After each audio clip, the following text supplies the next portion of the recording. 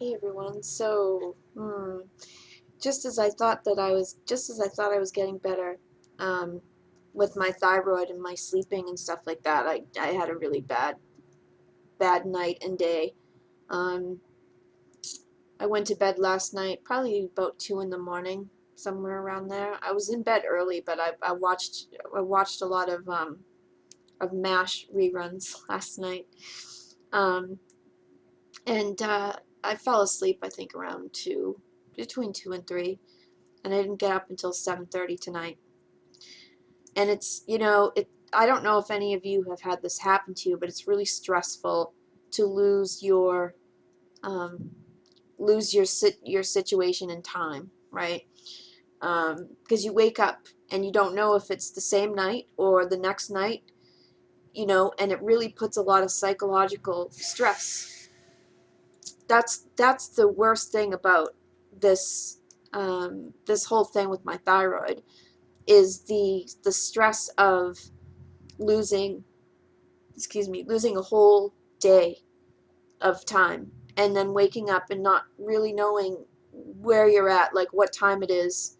um, you just wake up totally unsituated, and then I of course run over to my computer clock and I look and I go, oh, it's 7:30 and I've got stuff to do, right? And everything closes at 9. So, I get on my bike, I just like throw my clothes on, get on my bike, go do what I need to do, and yeah, so it's like it's pretty rough, um, and that's what happened to me tonight. But it's really not fun to lose your position in time, and it's just too much. It's just way too much.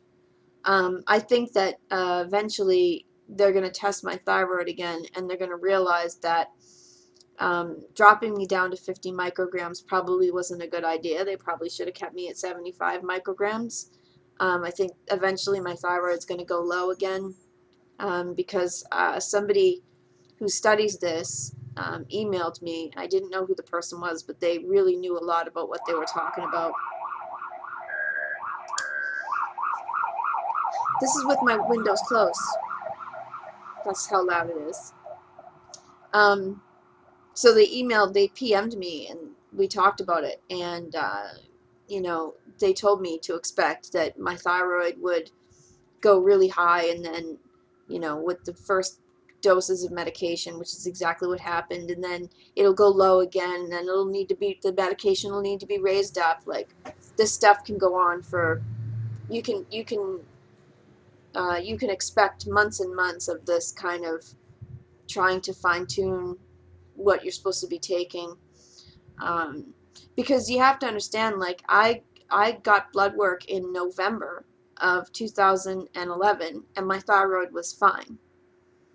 And when I got blood work in the late spring, all of a sudden it was way low. So it just went nuts just recently. So it's going to go up and down. I don't know. It's just a pain in the neck. I just can't. It's hard to live like this. It's really hard to lose an entire day. Um, it just really stinks. So tomorrow, hopefully I'll be at Torah study tomorrow. Hopefully I can go to bed at a decent hour tonight, because now I'm up now, and because I slept for a whole day, and I don't know what time I'm going to go to sleep. Um, there's a part of me that just wants to get back into bed and just sleep for the rest of the night and get up at hopefully at like 9 a.m., right? And then be up for the whole day.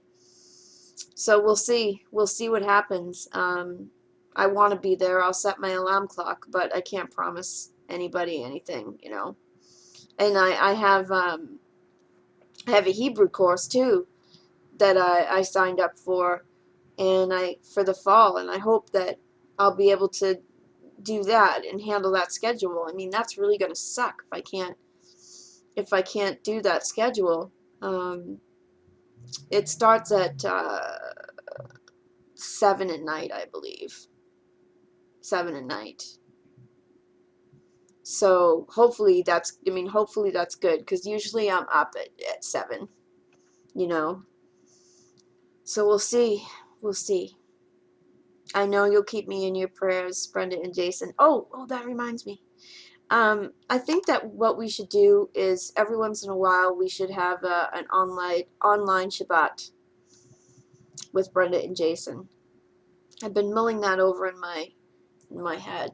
Now, if you guys don't feel, you know, like you can do it, that's fine. But I can do it. I can certainly do it. We'll have to agree on a Siddur that we're going to use, and yeah, we'll have a Shabbat together. I think that would be a good thing, a very good thing. All right, everyone. We'll talk to you later. I hope you had a good Shabbat, and Shavua Tov.